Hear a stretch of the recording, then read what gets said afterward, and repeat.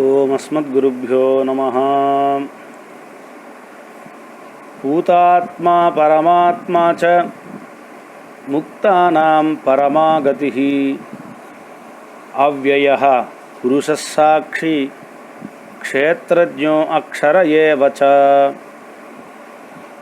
విష్ణు సహస్రనామ స్తోత్రంలో ఇది 2వ శ్లోకం. ఇప్పుడు ఈ శ్లోకంలో ఉండేటువంటి నామములలో మొట్టమొదటి నామము పూతాత్మ. ఆ పూతాత్మ అనేటువంటి నామ యొక్క అర్థాన్ని మనం ఇప్పుడు చెప్పుకోబోతున్నాం. పూతాత్మ అంటే అర్థం ఏమిటి?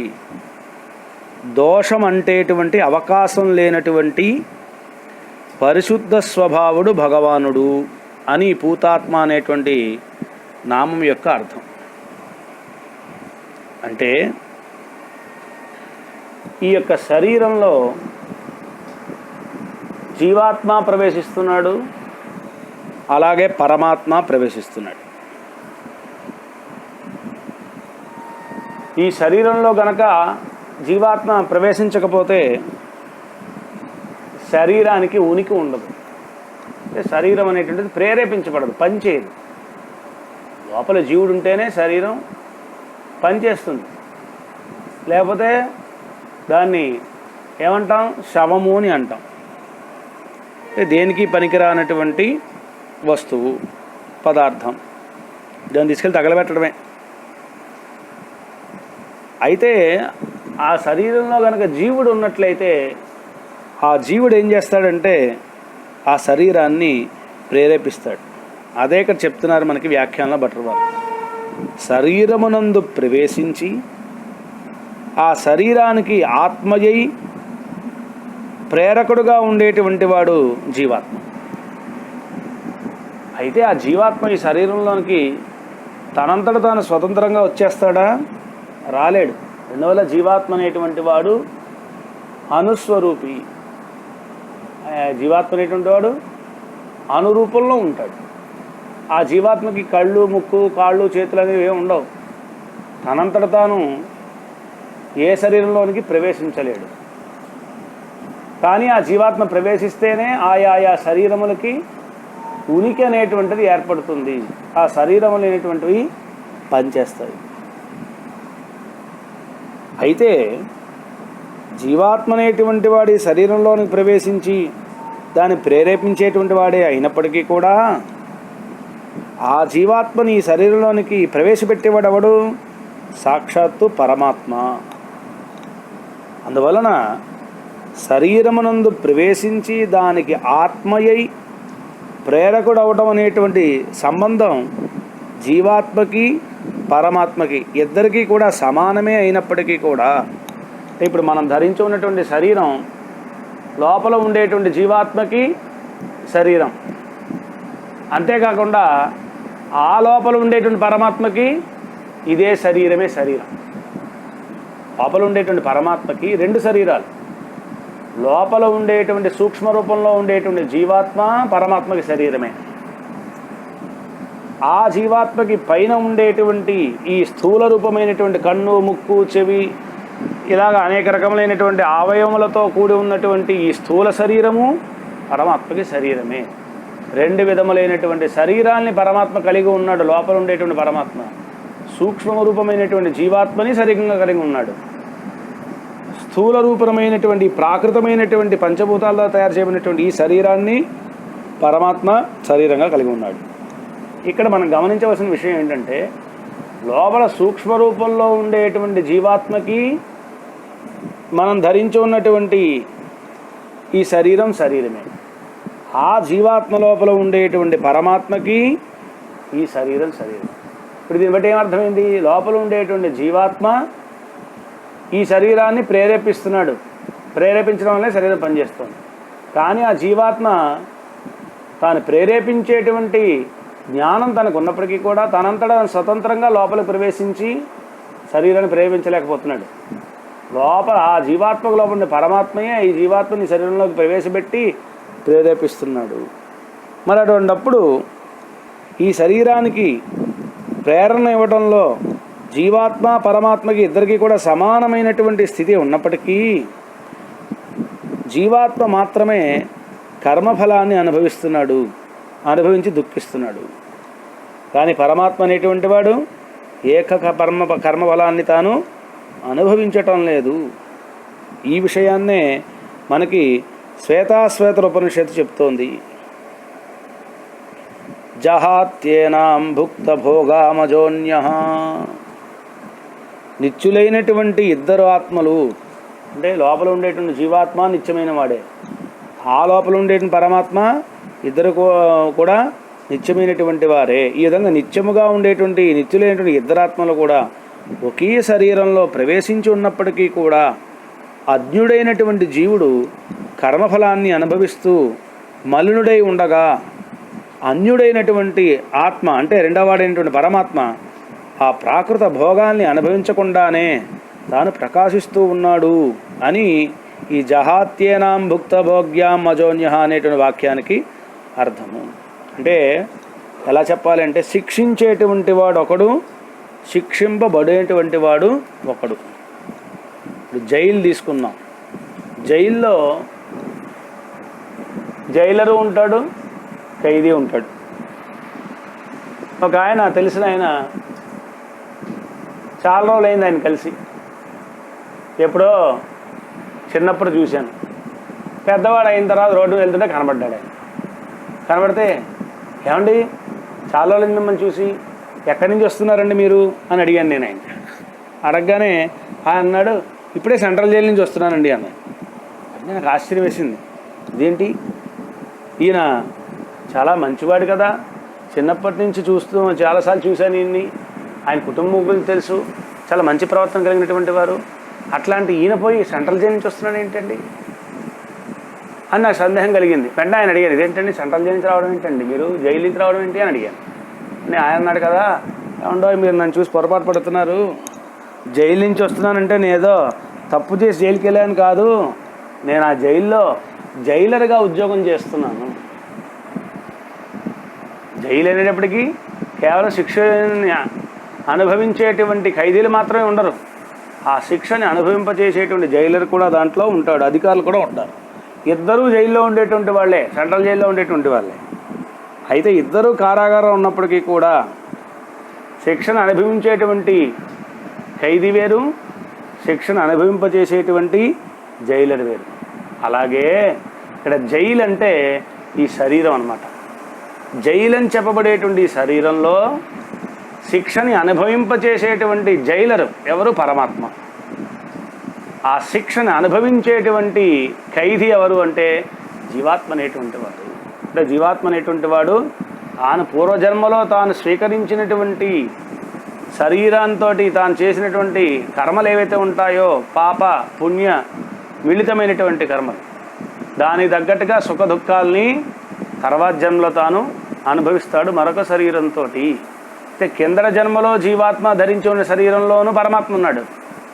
ఇప్పుడు ఈ జీవాత్మ ధరించి ఉన్నటువంటి శరీరంలోనూ పరమాత్మ ఉన్నాడు. జీవాత్మ పరమాత్మ అనేటువంటి వారు ఇద్దరు శరీరంలో ఉంటారు. కానీ జీవాత్మ అనేటువంటి వాడు కర్మఫలాన్ని అనుభవిస్తూ ఉంటాడు, పరమాత్మ అనేటువంటి వాడు కర్మఫలాన్ని అనుభవించకుండా ఉంటాడు. దీన్నే మనకి ఉపనిషత్ చెప్తుంది. ద్వాసుపర్ణ సయుజ సఖాయ సమానం వృక్షం పరిసస్వజాతే తయోరన్యః పిప్పలం స్వాద్వత్తి అనస్నన్నన్యో అభిచాకసీతి. ముండక ఉపనిషత్తు చెప్తోంది ఏమని? ద్వాసుపర్ణ సయుజ సఖాయ సమానం వృక్షం పరిసస్వజాతే. ఒక చెట్టు యందు రెండు పక్షులు ఉన్నాయి. ఇక్కడ చెట్టు అంటే శరీరం అన్నమాట. ఒక చెట్టు అనేటువంటి శరీరంలో రెండు పక్షులు అనేటువంటి జీవాత్మ పరమాత్మలు ఉన్నారు. అందులో ఒకటి తయోహ, ఆ రెండిట్లో అన్యః పిప్పలం స్వాద్వత్తి. అయితే ఆ రెండిట్లో ఒకటి అంటే ఒక పక్షి జీవాత్మ అనేటువంటి వాడు ఆ చెట్టుకు ఉండేటువంటి ఫలాన్ని తాను అనుభవిస్తూ ఉన్నాడు. అయితే అనస్నన్ అన్యో అభిచాకసీతి, ఇంకొక పక్షి ఆ చెట్టు యొక్క ఫలాన్ని అనుభవించకుండా తాను ఉంటుంది. సంసారం అనేటువంటి చెట్టులో జీవాత్మ పరమాత్మ అనేటువంటి రెండు పక్షులు ఉన్నాయి. ఇక్కడ చెట్టు అంటే శరీరం అన్నమాట. ఒక శరీరంలో శరీరం అని చెప్పబడేటువంటి చెట్టు యందు జీవాత్మ పరమాత్మ అనేటువంటి రెండు పక్షులు ఉన్నారు. దాంట్లో జీవాత్మ అనేటువంటి పక్షి ఆ శరీరానికి సంబంధించినటువంటి, అంటే ఆ శరీరం ఎలా వస్తుంది ఆ జీవాత్మకి, పూర్వజంలో చేసుకున్నటువంటి పాపుణ్యాలు తగ్గట్టు కదా, ఆ విధంగా ఆ శరీరం వల్ల తాను పూర్వజంలో చేసుకున్నటువంటి పాపపుణ్యాలకు తగ్గట్టుగా సుఖదుఖాల్ని జీవాత్మ అనేటువంటి ఒక పక్షి అనుభవిస్తూ ఉంది. అంటే ఆ చెట్టుకు కాసినటువంటి పండు, ఒక చెట్టుకే పళ్ళు కాస్తూ ఉంటాయి. అయితే అన్ని పళ్ళు ఒకేలాగా కాయాలని రూల్ ఏమీ లేదు. కొన్ని చక్కగా కాస్తాయి, కొన్ని కుళ్ళిపోతాయి, కొన్ని రాలిపోతాయి. చెట్టుకు ఉండేటువంటి అన్ని కాయలు పరిపక్వతని పొందాలని రూల్ ఏమీ లేదు. కొన్ని చెట్లకి అన్ని కాయలు పరిపక్వతను పొందుతాయి, కొన్ని చెట్లకి మధ్యలోనే కాయలు రాలిపోతాయి, కొన్ని చెట్లకి కాయ దశ రాకుండానే ఆకుగా ఉన్నప్పుడే రాలిపోతుంది. కొన్ని చెట్లు చక్కగా అవి పుష్పించి కాయలు కాచి ఫలాలను కూడా మనకి అందిస్తాయి. మొత్తానికి అన్ని చెట్లే. అలాగే శరీరం అనేటువంటిది వారు చేసుకున్న కర్మానికి అనుగుణంగా శరీరం అనేది వస్తుంది. అయితే అందరూ మానవ శరీరాన్ని ధరించి ఉన్నప్పటికీ, లేదా అందరూ దేవతా శరీరం ధరించి ఉన్నప్పటికీ, లేదా జంతు శరీరాన్ని ధరించి ఉన్నప్పటికీ, స్థావర శరీరం ధరించి ఉన్నప్పటికీ అన్ని జాతులకి కూడా ఒకే రకమైనటువంటి ఫలితాలు వస్తున్నాయా? ఒకే రకమైన సుఖం, ఒకే రకమైన దుఃఖం ఉంటుందా? జంతువులన్నీ సుఖంగానే ఉన్నాయా? జంతువులన్నీ కూడా అజమాయిషి చేసేటువంటి విధాలు ఉన్నాయా? జంతువుల్లో సింహం అనేటువంటిది అజమాయిషి చేస్తుంది, సింహం అనేటువంటి వేటాడుతోంది, జింక అనేటువంటిది వేటాడబడుతోంది. మొత్తానికి జింక జంతు శరీరమే, సింహము జంతు శరీరమే. కానీ ఒకటేమో వేటాడుతోంది, ఒకటి వేటాడబడుతుంది. ఒకటి రాజుగా ఉంటుంది, ఇంకొకటేమో సేవకులుగా ఉంటుంది. దీనికి కారణం ఏమిటి? వాళ్ళు చేసుకున్నటువంటి కర్మఫలం. అందువల్ల శరీరములు అనేటువంటివి ఒకటే అయినప్పటికీ కూడా ఆ శరీరంలో, అంటే చెట్లు అనేటువంటివన్నీ కూడా ఒకటే అయినప్పటికీ కూడా ఆ చెట్టుకి కాచినటువంటి పళ్ళలో కొన్ని పళ్ళు చక్కగా ఉంటున్నాయి, కొన్ని పళ్ళు బాగుంటున్నాయి. అలాగే శరీరము అని చెప్పబడేటువంటి ఒక చెట్టులో జీవాత్మ పరమాత్మ అనేటువంటి పక్షులు ఉన్నాయి. అందులో జీవాత్మ అనేటువంటి పక్షి ఆ చెట్టు యొక్క ఫలాల్ని చక్కగా అనుభవిస్తుంది. అంటే ఏమిటనమాట, సుఖ దుఃఖాలు అనుభవిస్తుంది. మరొక పక్షి పరమాత్మ అనేటువంటి పక్షి, అది ఆ చెట్టుకు కాసినటువంటి సుఖ దుఃఖాలని, ఆ పళ్ళని ఏది కూడా తినకుండా అనుభవించకుండా ఉంటుంది. అంటే ఏంటి, సుఖ దుఃఖాలను ఏది పొందకుండా ఉంటుంది. దీనికి చాలా చక్కటి ఉదాహరణ మనకి తెలియజేశారు వ్యాఖ్యానంలో. ఏమిటండి ఆ చక్కటి ఉదాహరణ? కొమ్మరి పురుగు. కొమ్మరి పురుగు ఎక్కడుంటుంది? బురదలో ఉంటుంది. అంటే బురదలో ఉన్నప్పటికీ కూడా కొమ్మరి పురుగుకి ఆ బురద ఏ లేశ మాత్రమే అంటుకుంటుందా? అంటుకోదు. అది మనం ప్రత్యక్షంగా చూస్తున్నాం. కానీ అదే బురదలో ఎవరు కాలు పెట్టినా, మనిషి కాలు పెట్టినా, జంతువు కాలు పెట్టినా, లేకపోతే ఏ అచేతనంగా చెప్పిన కర్రని కానీ లేదా స్తంభాన్ని దేని మనం పాతినప్పటికీ కూడా ఆ బురద అచేతనానికి అంటుకుంటుంది, అదేవిధంగా చేతనలుగా ఉండేటువంటి మనకి అంటుకుంటుంది. కానీ అదే బురదలో కొమ్మరి పురుగు ఉంది. కానీ ఆ కొమ్మరి పురుగుకి ఆ యొక్క బురద అంటుకుంటుందా? ఆ దోషం ఏమాత్రమైనా లేశ మాత్రం అంటుకుంటుందా? అంటుకోవట్లేదు. కొమ్మరి పురుగు వంటి వాడు సాక్షాత్తు భగవానుడు. బురద లాంటి ఈ సంసారంలో తాను అవతరించినప్పటికీ కూడా కొమ్మరి పురుగు వలె ఈ సాంసారికమైనటువంటి లక్షణాలు ఏవి కూడా, ఈ ప్రాకృత లక్షణాలు ఏవి కూడా, ప్రాకృత గుణములు ఏవి కూడా పరమాత్మకి అంటవు. కానీ మిగిలిన వారికి అవన్నీ అంటుకుంటాయి. అంతెందుకు, మన నాలుకను తీసుకోండి. రోజు ఎన్ని రకాల పదార్థాలు మనం తింటున్నాం. పొద్దున టిఫిన్ చేస్తున్నాం, మధ్యాహ్నం భోజనం చేస్తున్నాం, రాత్రి డిన్నర్ని స్వీకరిస్తున్నాం. రకరకాల పదార్థాలు, జిడ్డు పదార్థాలు, చేదు పదార్థాలు, పులుపు పదార్థాలు, తీయ పదార్థాలు, ఎన్ని రకాల పదార్థాలు తింటున్నాం ఈ చేతితోటి. అయితే అనేక రకాల పదార్థాలు, దానికి సంబంధించినటువంటి జిడ్డు ఈ చేతికి అంటుకుంటుంది. పదార్థం తినగానే చేయి కడుగుతున్నాం.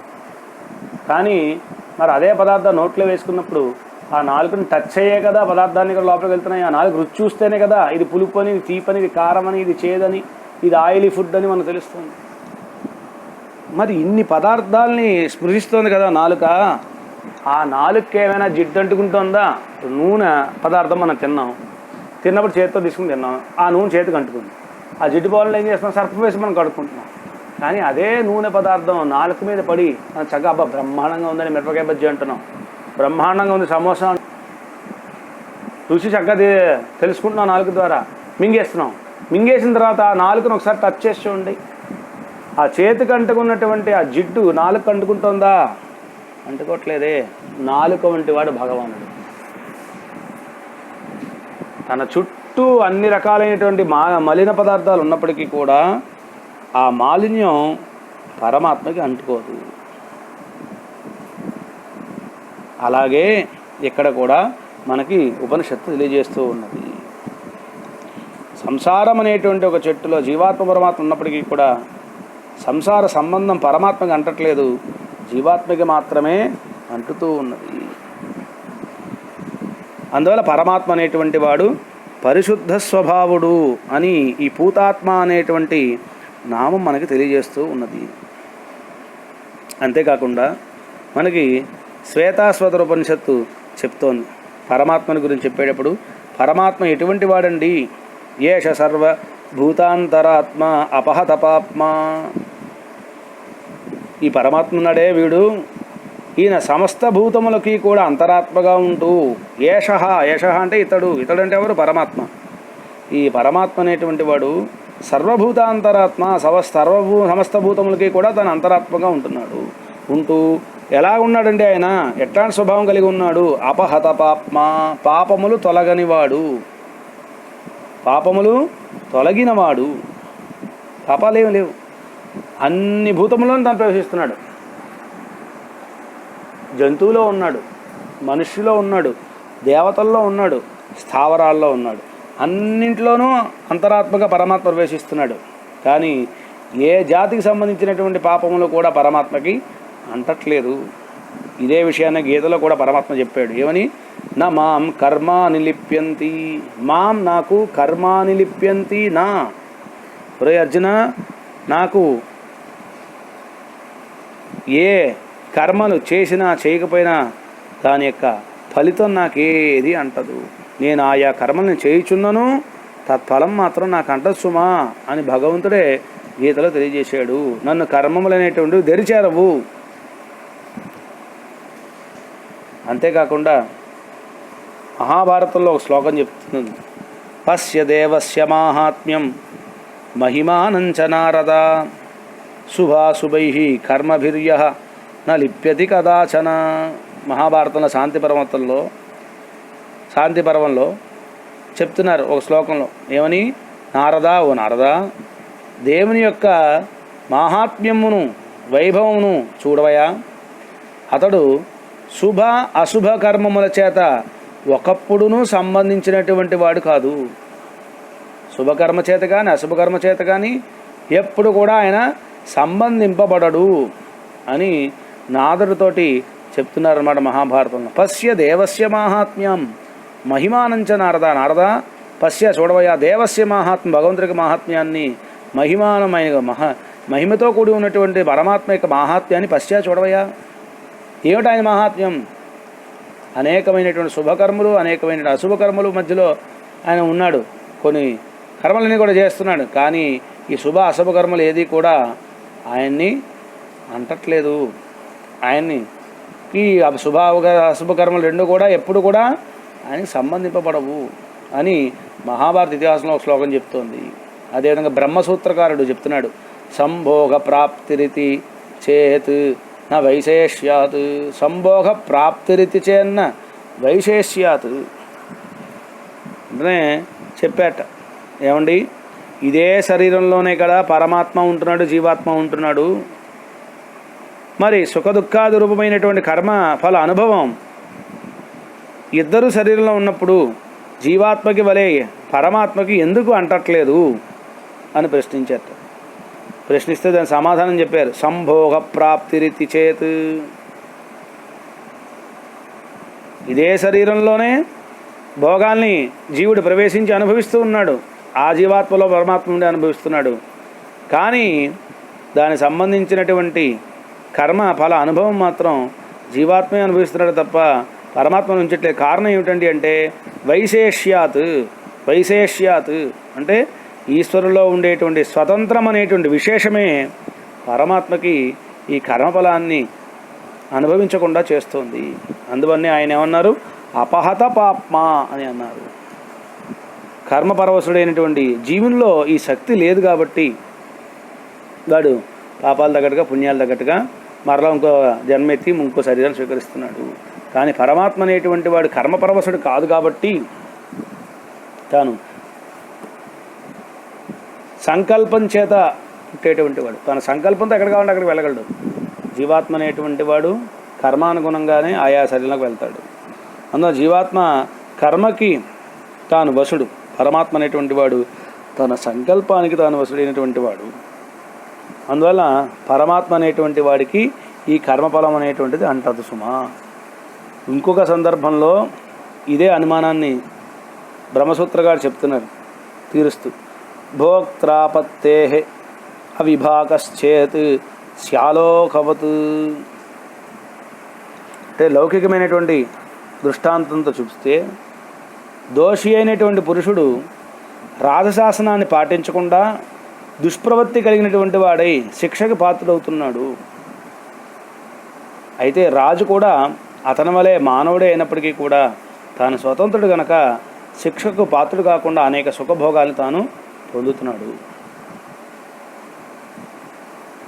ఒకే మానవ శరీరాన్ని కలిగి ఉన్నారు ఇద్దరు కూడా. రాజుగారు మానవ శరీరాన్ని కలిగి ఉన్నారు, అదేవిధంగానే దోషి మానవ శరీరాన్ని కలిగి ఉన్నాడు. కానీ దోషి అయినటువంటి పురుషుడు శాసనాన్ని పాటించకపోవడం చేత తాను దుష్ప్రవృత్తి కలిగినటువంటి వాడు, అంటే చెడ్డ ప్రవృత్తి కలిగినటువంటి వాడై తాను శిక్షకు పాత్రుడవుతున్నాడు. కానీ రాజు కూడా అతని వలె మానవుడు అయినప్పటికీ కూడా తాను స్వతంత్రుడు కాబట్టి శిక్షకు పాత్రుడు కాకుండా అనేకమైనటువంటి సుఖభోగాలను తాను పొందుతున్నాడు. ఒకడు శాసనానికి పరతంత్రుడగుట, ఒకడేమో శాసనానికి కర్తయగుట. ఈ భేదమే కదా వాళ్ళిద్దరి మధ్యలో తారతమ్యానికి కారణము అని చెప్తున్నారన్నమాట.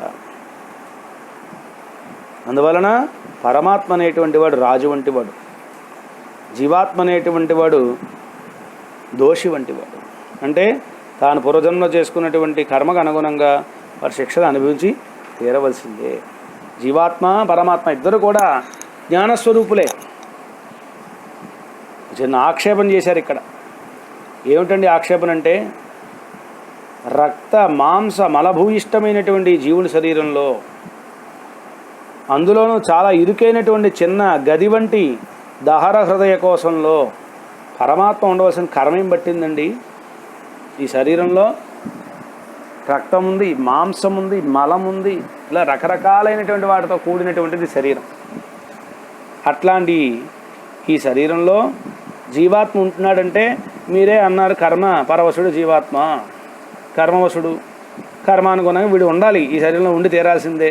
వాడు చేసిన కర్మ తగ్గట్టుగా దేవతా శరీరంలోనో, లేకపోతే మనుష్య శరీరంలోనో, లేకపోతే జంతు శరీరంలోనో, లేదా స్థావ శరీరంలో ఉండాలి. కానీ మరి పరమాత్మ అనేటువంటి వాడు ఈ దహర హృదయంలో తాను అంత ఇరుకు ప్రదేశంలో ఉండవలసిన కర్మేం పట్టింది. జీవుడు మాత్రం పుణ్యపాపాది కర్మపరవశుడు కనుక తత్ఫలితంగా క్షుద్రమైనటువంటి సుఖదుఖాది అనుభవానికే తాను ప్రవేశించి ఉండొచ్చు, అది అతనికి తప్పదు. కానీ పరమాత్మ అనేటువంటి వాడు అపహత పాప్మ కదా, కర్మ అనుభవాన్ని అంటనటువంటి వాడు కదా పరమాత్మ. మరి అటువంటిప్పుడు ఆ పరమాత్మ పుణ్యపాప కర్మలకు ఉత్తీర్ణుడు కదా, నమాం కర్మాన్ని లింపంతి అని తానే గీతలు చెప్పుకున్నాడు కదా. మరి అటువంటిప్పుడు ఈ హృదయ కోశంలో, ఈ క్షుద్రమైనటువంటి శరీరంలో ఆ పరమాత్మ ఎందుకు ఉన్నట్లు అంటే దానికి వేదాంత దేశికుల వారు చాలా చక్కటి సమాధానం చెప్పారు ఒక మధురమైనటువంటి శ్లోకంలో. ఏమిటా శ్లోకం? దాని పరాశర భట్టారకుల వారు వ్యాఖ్యానంలో తెలియజేస్తున్నారు. దహర కుహరే దేవంతిష్టన్ నిషద్వర దీర్ఘిక నిపతిత నిజాపత్యాదిత్సావతీర్ణ పితృక్రమాద్ దమనిమిహ నస్తస్మిన్ కాలే స ఏవ శతాధికాం అకృతకపుర ప్రస్థానార్థం ప్రవేశయతి ప్రభు. నిషద్వరస్తు జంబాలహ అనే నిఘంటు ప్రకారం నిషద్వర దీర్ఘిక అంటే బురదతో నిండి ఉన్నటువంటి దిగుడు బావి. ఈ శ్లోకంలో నిషద్వర దీర్ఘిక అన్నారు. నిషద్వర దీర్ఘిక అంటే బురదతో నిండి ఉన్నటువంటి దిగుడు బావి. అయితే ఆ దిగుడు బావిలో అజ్ఞాని అయినటువంటి ఒక చిన్న పిల్లవాడు ఆ దిగుడు బావిని తెలియక పడిపోయాడు, బురదలో కూరుకుపోయాడు. అలా కూరుకుపోయినప్పుడు ఆ పిల్లవాడి మీద ఉండేటువంటి అపారమైనటువంటి వాత్సల్యంతో వాడిని పైకి తీయటానికని సమర్థుడైనటువంటి తండ్రి చూశాడు. చూడగానే ఏం చేస్తాడు వాడు? వెంటనే ఆ పిల్లవాడి మీద ఉండే వాత్సల్యంతో ఆ బావిలోకి ఆ తండ్రి దిగుతాడు.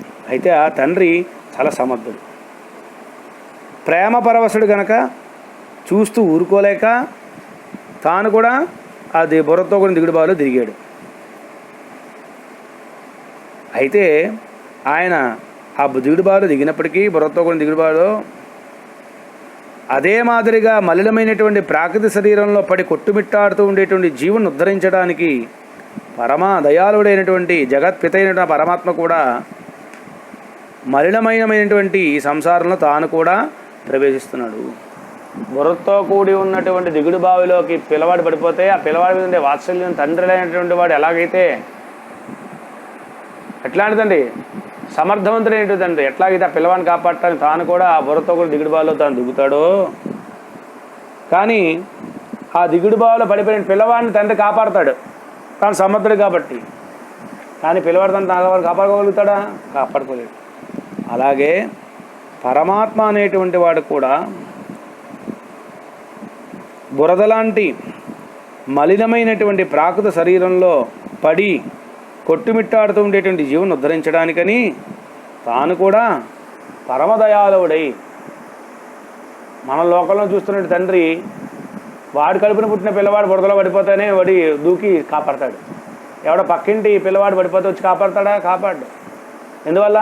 వాడికి నాకేమిటంటే సంబంధం? వీడైతే నా కడుపు పుట్టిన పిల్లవాడు, వాడు నా కడుపు పుట్టిన పిల్లవాడు కాదు కదా. కానీ భగవంతుడి శివనేటువంటి నారాయణుడు జగత్తందరికీ కూడా ఆయనే పిత కదా, ఆయనే తండ్రి కదా. అందువలన జగత్పిత అయినటువంటి ఆ తండ్రి బురదలాంటి సంసారంలో పడిపోయినటువంటి జీవులందరినీ కూడా కాపాడటం కొరకు తాను కూడా ఈ సంసారంలో కురుగుతాడు. శరీరంలోనికి ఆ శరీరం మాంసం, రక్తం, మలంతో కూడి ఉన్న శరీరంలో జీవాత్మ ప్రవేశించినట్టుగానే పరమాత్మ అనేటువంటి వాడు కూడా ప్రవేశిస్తాడు. జీవాత్మ ఎందుకు ప్రవేశిస్తున్నాడంటే వాడు చేస్తున్న కర్మ కారణం. కానీ పరమాత్మ కర్మ కారణం కాదు. కానీ ఎందుకు ప్రవేశిస్తున్నాడు అంటే తన పిల్లవాడైనటువంటి జీవాత్మని తాను కాపాడుకోవడానికి, ఆ జీవాత్మ యొక్క ఉజ్జీవనానికి తోడ్పట్టం గురించే పరమాత్మ కూడా ఈ యొక్క దహర కోశంలోకి ప్రవేశిస్తూ ఉన్నాడు అని చాలా చక్కగా ఇక్కడ వేదాంత దేశకులు సమాధానం చెప్పారన్నమాట. మనం ఈ సంగతిని గుర్తించి మన కోసమే ఈ బురదలోకి దిగిన ఆ పరమాత్మ యొక్క శ్రీపాద పద్మముల్ని గట్టిగా కనుక పట్టుకున్నట్లయితే ఆయన జ్ఞానదీపాన్ని చూపించి ఈ జీవాత్మని మూర్ధన్య నాడి అనేటువంటి సరైన మార్గంలో, అంటే సరిగ్గా మన శిరస్సు పైన ఉండేటువంటి ఒక నాడి మూర్ధన్య నాడి అని పేరు, ఆ మూర్ధన్య నాడి అనే సరైన మార్గంలో లోపల ఉండేటువంటి పరమాత్మ, హృదయంలో ఉండే పరమాత్మ ఈ జీవాత్మని ఆ మార్గం చక్కగా ప్రవేశపెట్టి హృదయ గుహలో నుండి ఊర్ధ్వగతిని ప్రసాదించి వెలుపలికి తీసుకెళ్ళగలుగుతాడు. అందుగురించి ఆయన మన హృదయ గుహలోకి ప్రవేశించాడు అని ఈ దహరకుహరయ దేవస్థిష్టన్ అనేటువంటి చక్కటి శ్లోకం వేదాంతేశుల యొక్క సూక్తి మనకి తెలియజేస్తూ ఉన్నది. ఇక్కడ దహరకుహరయ తిష్టన్, నిహితో గుహాయం అనే ఈ రెండు సూక్తులు కూడా భగవంతుని యొక్క పరమ దయాలుత్వాన్ని చాటుతూ ఉన్నాయి అని భట్రవారు తెలియజేశారు. ఈ విధంగా పరమాత్మ అనేటువంటి వాడు అందరిలోనూ తాను కూడా ప్రవేశించినప్పటికీ కూడా తాను పరిశుద్ధమైనటువంటి స్వభావాన్ని కలిగి ఉంటాడు. అందరినీ రక్షించడం గురించి అందరిలోనికి తాను ప్రవేశిస్తాడు అని చాలా చక్కగా ఈ యొక్క నామం యొక్క అర్థాన్ని విశ్లేషించి భట్రవారి వ్యాఖ్యానంలో మనకి తెలియజేశారు. మరిన్ని విషయాల్ని రేపటి రోజు మనం తెలుసుకుందాం. జై శ్రీమన్నారాయణ.